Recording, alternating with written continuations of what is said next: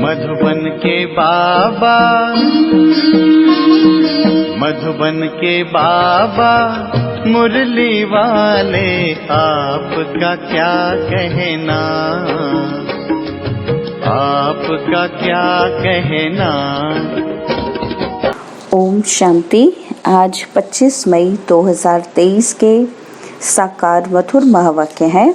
आज मीठे मीठे बाप दादा बोले, मीठे बच्चे, देह सहित तुम्हारे पास जो कुछ भी है वह सब बलि चढ़ा दूं और फिर ट्रस्टी बन संभालो तो ममत्व निकल जाएगा। बाबा ने कहा, मीठे बच्चे, देह सहित तुम्हारे पास जो कुछ भी है वह सब बलि चढ़ा दो और फिर ट्रस्टी बन संभालो तो ममत्व निकल जाएगा।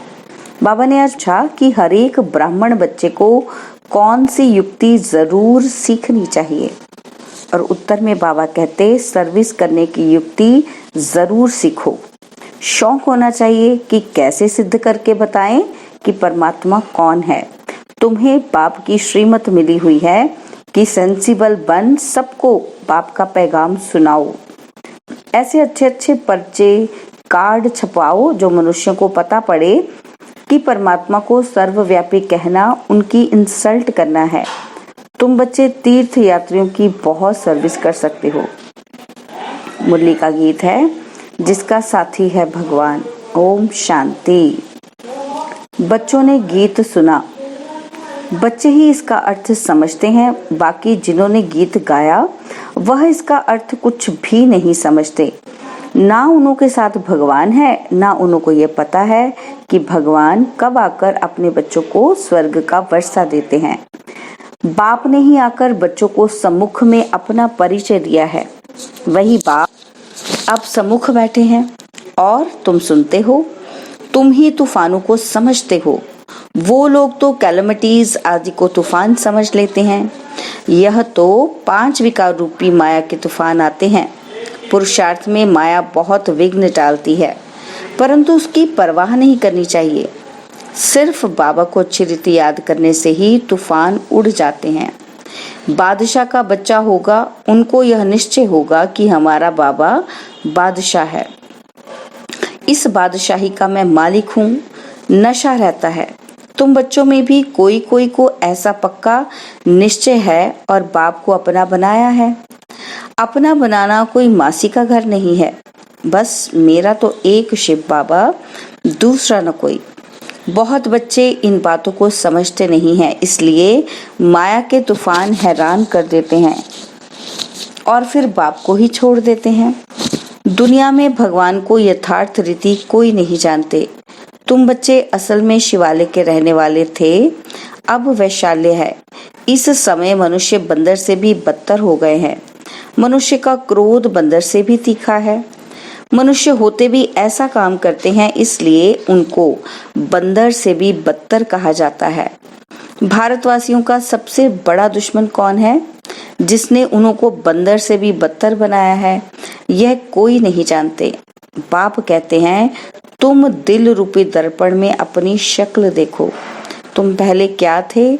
अब बाप तुमको लायक बनाते हैं, परंतु जो श्रीमत पर नहीं चलते तो उनको माया नालायक बना देती है।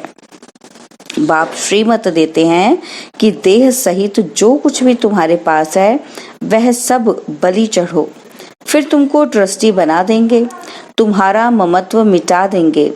तुम अबलाओं के लिए बहुत सहज है। राजस्थान के तरफ राजाओं को अपने बच्चे नहीं होते हैं ना, तो गोद लेते हैं।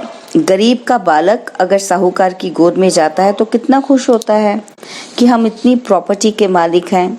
बड़े आदमियों के बच्चों को भी बहुत नशा रहता है कि हम करोड़पति के बच्चे हैं। इस ज्ञान का तो उनको पता ही नहीं है। तुम जानते हो कि इस ज्ञान में कितना भारी नशा रहता है। श्रीमत पर चलने से श्रेष्ठ बनेंगे और नहीं चलने से नहीं बनेंगे। भगवान कहते हैं, तुमको तो कोई किस्म की परवाह ही नहीं। रात दिन तुमको नशा रहना चाहिए कि हमको बाबा 21 जन्मों के लिए स्वर्ग की राजाई का वर्षा देते हैं। हम बाबा की संतान बने हैं। वास्तव में सब शिव बाबा की संतान है, परंतु अब शिव बाबा आकर प्रैक्टिकल में अपना बच्चा बनाते हैं। अभी तुम सम्मुख बैठे हो, जानते हो शिव बाबा हमको अपना बनाकर स्वर्ग के लायक बनाने के लिए मत देते हैं कि बच्चे किसी के नाम रूप में नहीं फंसना है। एक शिव बाबा का नाम रूप ही बुद्धि में रखना है, उनका नाम रूप ही मनुष्य से न्यारा है। बाप कहते हैं तुम हमारे थे, निर्वाण धाम में रहने वाले थे, क्या तुम भूल गए हो कि हम आत्मा परम धाम, शांति धाम अथवा निर्वाण धाम की रहने वाली हैं। हमारा स्वधर्म शांत है। यह शरीर ऑर्गन्स हैं कर्म करने के लिए, नहीं तो पाठ कैसे बजाएंगे।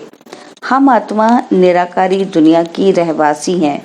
यह बिल्कुल नहीं जानते। ये सब बातें मनुष्य ही जानेंगे, जानवर थोड़े जानेंगे।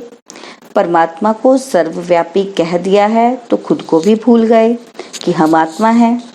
कहते हैं क्राइस्ट को, इब्राहिम को परमपिता परमात्मा ने भेजा, तो जरूर कोई बाप है भेजने वाला। यह तो तुम जानते हो कि ड्रामा अनुसार हर एक आता रहता है, भेजने करने का तो सवाल ही नहीं उठता।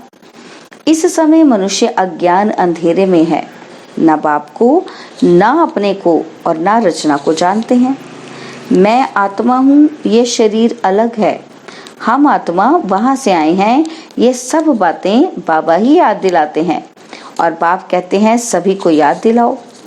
तुम्हारा निमंत्रण बहुत अच्छा छपा हुआ है, शिव का चित्र भी है।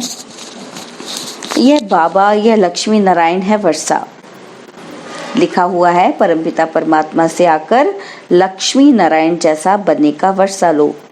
तुम नर से नारायण बनने के स्टूडेंट हो और वह साहूकार आदि के बच्चे पढ़ते होंगे तो कितना खुश होते होंगे, परंतु हमारे आगे तो वह कुछ भी नहीं है।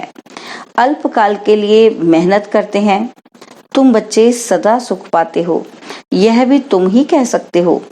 कहीं भी जाओ हाथ में निमंत्रण पत्र हो, बोलो ये सभी आत्माओं का बाप स्वर्ग का रचयिता है, उनसे वर्षा कैसे मिलता है सो लिखा हुआ है।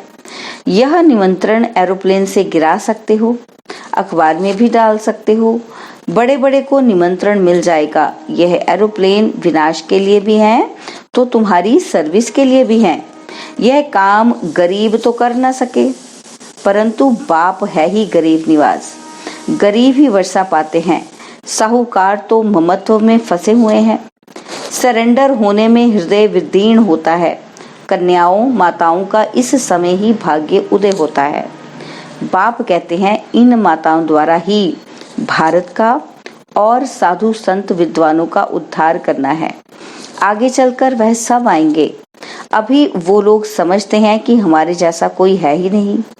वह यह नहीं जानते कि ग्रस्त व्यवहार में रहते बाप ने राजयोग सिखाया है। उनका हठयोग कर्म संन्यास अलग है। भगवान तो जरूर आकर स्वर्ग का मालिक बनाएंगे, तो तुमको कितनी खुशी रहनी चाहिए। बाबा भक्ति में भी लक्ष्मी नारायण के चित्र को बहुत प्यार से साथ में रखते थे। श्री कृष्ण के चित्र को देखकर बहुत खुश होते थे। बाबा बच्चों को समझाते हैं कि अपना और दूसरों का कल्याण करना है तो सर्विस में लग जाओ। एम ऑब्जेक्ट तो बहुत क्लियर है। वर्षा है डीटी वर्ड सावरंटी, ऊपर शिव बाबा और नीचे लक्ष्मी नारायण।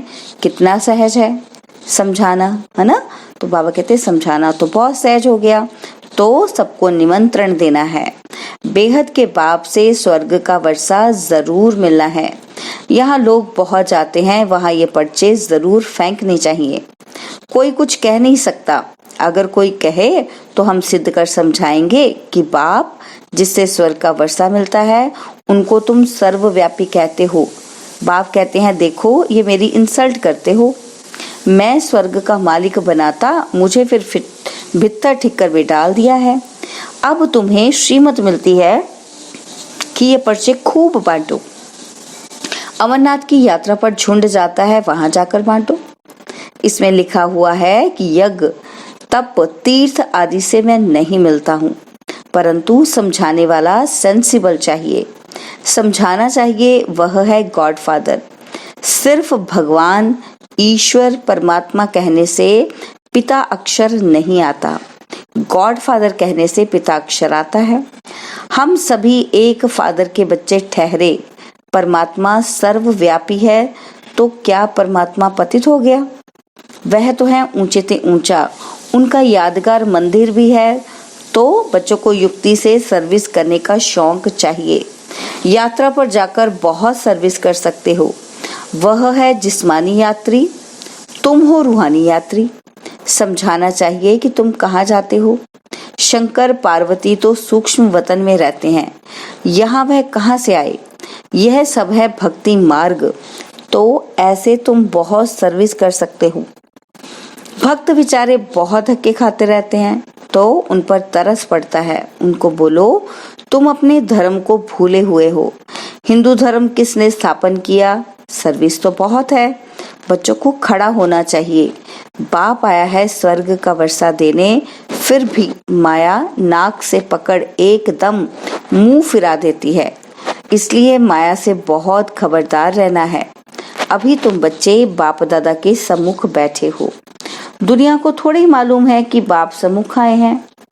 सब आत्माओं की जोत बुझी हुई है, एकदम बुझ नहीं जाती, थोड़ी थोड़ी लाइट रहती है। फिर बाबा आकर ज्ञान घृत डालते हैं। जब कोई मरता है तो दीवा जगाते हैं और यहाँ योग से आत्मा की जोत जगाई जाती है। ज्ञान की धारणा करते रहते हैं। भारत का प्राचीन राजयोग मशहूर है। वह निवृत्ति मार्ग वाले तो अनेक प्रकार के हठ योग सिखलाते हैं। फायदा कुछ भी नहीं, नीचे गिरते ही जाते हैं। सिवाय योगेश्वर के कोई योग सिखला न सके। योग सिखलाने वाला है ईश्वर, वह है निराकार। बाप कहते हैं तुमको अब योग सिखला रहा हूँ। अब तुम्हारा 84 का पाठ पूरा हुआ। कोई के 84 जन्म, कोई के 60, कोई के 1-2 जन्म भी होते हैं। तुम बच्चों को खूब सर्विस करनी है। भारत ही हेवन था, गॉड गॉडेज का राज्य था। यह बातें तुम्हारे सिवाय कोई समझा न सके। गाली भी तुमको खानी पड़ती है। बाबा गाली खाएंगे तो क्या बच्चे नहीं खाएंगे? सितम सहन करेंगे। यह भी ड्रामा में नूंद है। फिर भी ऐसे ही होगा। अभी तुम बच्चों को पारस बुद्धि बनाता हूँ।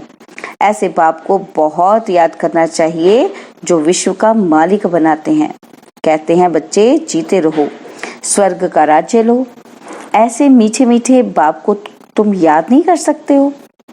याद से ही विकर्म विनाश होंगे। रहा हुआ पापों का खाता यहाँ चुकतू करना है। अगर योग नहीं लगाएंगे तो सजा खानी पड़ेगी। उस समय बाबा साक्षात्कार भी कराते हैं। तुम हमारे बनकर फिर फारकती दे, तुम ट्रेटर बन गए। तुमने शुरुआत में साक्षात्कार भी किया है। अच्छा, मीठे मीठे सिकिला दे। सदा सलामत बच्चों को माता पिता का याद, प्यार और गुड मॉर्निंग। बच्चों को समझना है कि हम ये शरीर छोड़ स्वीट होम में जाएंगे। अब यहाँ रहने में जरा भी मजा नहीं है। अब हम बाबा के पास जाते हैं। बाबा को ही याद करना है और वहां से फिर स्वर्ग धाम में जाएंगे। यह यात्रा बड़ी वंडरफुल है। इसमें माया बहुत विघ्न डालती है। अच्छा, मीठे मीठे सिकिलते बच्चों प्रति माता पिता बाप दादा का याद, प्यार और गुड मॉर्निंग। रूहानी बाप की रूहानी बच्चों को नमस्ते। हम रूहानी बच्चों की रूहानी बाप दादाजी को दिलवा जान सिकवा प्रेम से नमस्ते। ओम शांति। प्यारे बाबा, मीठे बाबा, मेरे बाबा, शुक्रिया बाबा, शुक्रिया बाबा, शुक्रिया। धारणा के लिए मुख्य सार है। पहला पॉइंट है, एक शिव बाबा का नाम रूप बुद्धि में रखना है और किसी के भी नाम रूप में फंसना नहीं है। और सेकंड पॉइंट है, माया के तूफानों की परवाह नहीं करनी है। मेरा तो एक शिव बाबा, दूसरा न कोई, इस विधि से तूफान हटा देने हैं। बाबा ने आज वरदान दिया कि सदा यथार्थ श्रेष्ठ कर्म द्वारा सफलता का फल प्राप्त करने वाले ज्ञानी योगी तू आत्मा भव। सदा यथार्थ श्रेष्ठ कर्म द्वारा सफलता का फल प्राप्त करने वाले ज्ञानी योगी तू आत्मा भव। जो ज्ञानी और योगी तू आत्मा है, उनके हर कर्म स्वतः युक्ति युक्त होते हैं। युक्ति युक्त अर्थात सदा यथार्थ श्रेष्ठ कर्म। कोई भी कर्म रूपी बीज फल के सिवाय नहीं होता। जो युक्ति युक्त होगा वह जिस समय जो संकल्प वाणी या कर्म चाहे वह कर सकेगा। उनके संकल्प भी युक्ति युक्त होंगे। ऐसे नहीं कि ये करना नहीं चाहता था हो गया, सोचना नहीं चाहिए था सोच लिया। राजयुक्त योग युक्त की निशानी है ही युक्ति युक्त। स्लोगन है, जिनकी दिल बड़ी है उनके भंडारे सदा भरपूर रहते हैं। स्लोगन है, जिनकी दिल बड़ी है उनके भंडारे सदा भरपूर रहते हैं। ओम शांति। और अब यह एक बहुत अच्छी वीडियो भी जरूर देखें।